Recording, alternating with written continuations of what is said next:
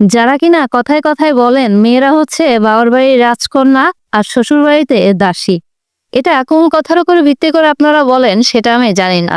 হয়তোবা বয়স কম, অভিজ্ঞতা বেশি, জীবনটাকে হয়তোবা কাছ থেকে দেখেননি বাস্তবতা কতটা কঠিন।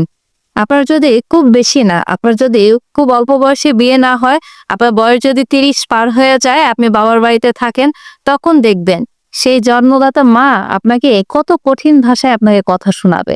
তার কথাগুলো এতটা বুক চিরে যাবে যে আপনার গলা দিয়ে খাবার পর্যন্ত ঢুকতে চাইবে না। আর যখন আপনি দেখবেন আপনার প্রতিবেশী অল্প বয়সী একটা মেয়ে তার কোলের মধ্যে বাচ্চা নিয়ে ঘুরে বেড়াচ্ছে আপনার সামনে দিয়ে, তখন আপনি বুঝতে পারবেন জীবনে কষ্ট কতটা বেশি।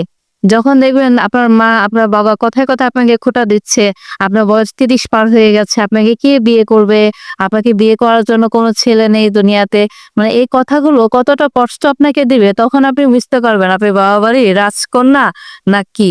তখন দেখবেন গলা দিয়ে খাবার যেন আর নামছে না, তখন বুঝতে পারবেন যে পাড়া প্রতিবেশীর কথা কতটা কঠিন হয়। তারপরে ধরেন আপনি যদি হচ্ছে একটা ডিভোর্সি মেয়ে হন, বা হচ্ছে ডিভোর্স হওয়ার আগের কথাই বলি, যে আপনি যদি বাবা মাকে ফোন দিয়ে বলেন আপনার শ্বশুরবাড়িতে এত জ্বালাচ্ছে অত জ্বালাচ্ছে, তখন দেখবেন বাবা মা, পাড়ার প্রতিবেশী, আত্মীয় স্বজন এরকম অনেকে আছে যারা বলবে চলে আসো, তোমাকে খুব ভালো একটা জায়গায় বিয়ে দিব। এরকম শ্বশুরবাড়ি কত পাবে যেখানে হচ্ছে তোমাকে রানীর মতো রাখবে। কিন্তু আপনি যখন শ্বশুরবাড়ি চলে আসবেন, একবার চলে এসে দেখেন, তারপরে দেখবেন যে বাবার বাড়ির মানুষজন মুহূর্তের মধ্যে পর হয়ে যাবে। আপনি তখন সেই বাড়িতে দাসীর মতো হয়ে থাকবেন। আর সেই বাড়িতে আপনি খাবার খাওয়া, এটা আপনি হচ্ছে কল্পনার বাইরে রাখেন, প্রতিটা লুকমা আপনার গলা দিয়ে নামতে চাবে না। মানে কথাগুলো এতটা বিষের মতো লাগবে। তখন আপনি বুঝতে পারবেন বাবা মা ভাই বোন এরা কতটা আপনার আপন ছিল। আর যদি আপনি ডিভোর্সি হন, আপনার যদি একটা সন্তান বা দুইটা সন্তান থাকে, আর যদি আপনি ডিভোর্সি হন সাথে যদি আমার বাচ্চা থাকে, তাহলে তো কোনো কথাই নেই। সেই বাচ্চাকে আপনার বাবার বাড়িতে মানুষজন কতটা কদর করবে, আপনার তো কথা শোনা লাগবেই। আপনার সেই সন্তানের জীবনটাও নরক হয়ে যাবে। তখন বুঝতে পারবেন বাবার বাড়ি কতটা মধুর হাড়ি হয়। আর শ্বশুর বাড়িতে যখন আপনি থাকবেন তখন হচ্ছে আরো মধুর। মানে মেয়েদের জন্য দুনিয়াতে কোথাও শান্তি নেই। আর বাই চান্স যদি হচ্ছে আপনার বাবা মারা যায়, সেটা যদি আপনার বাবা বাড়ি না হয়ে আপনার হচ্ছে ভাইয়ের বাড়ি হয়, তাহলে দেখবেন সেখানে তো আপনার কপালে কোনো ভাতও জুটবে না। আপনার প্রতিটা লুকমা, ভাতের প্রতিটা লুকমা মনে হবে আপনি বিষ খাচ্ছেন। জীবনটা তখন এতটা নরকীয় হয়ে যাবে।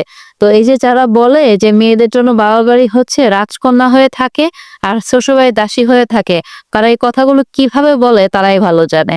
আর যদি একটা মেয়ে চাকরিজীবী হয়, তাহলে তো কোনো কথাই নেই, আপনি চাকরি করে হচ্ছে কাকে টাকা দিবেন। আপনি যদি বাবা মাকে টাকা দেন আপনার বাবার বাড়িতে, তাহলে শ্বশুরবাড়ির মানুষজন কথা শোনাবে। শ্বশুরবাড়ির মানুষজনের কাছে আপনি হচ্ছে একদম ডিস হয়ে যাবেন। আর যদি শ্বশুরবাড়ির মানুষজনকে টাকা দেন, তখন বাবা বাড়ির মানুষজন কি বলবে, যে তোকে আমি পাললাম, এত কিছু করলাম, আর এখন যখন হচ্ছে তোমাকে দরকার, তখন তুমি আমাদের টাকা পয়সা দাও না। আবার যে সন্তানের জন্য আপনি ভবিষ্যতের জন্য আপনি টাকা ইনকাম করবেন, চাকরি করবেন, সেই সন্তানও আপনাকে কথা শোনাবে। মেয়েদের জন্য আসলে কোনো জায়গায় শান্তি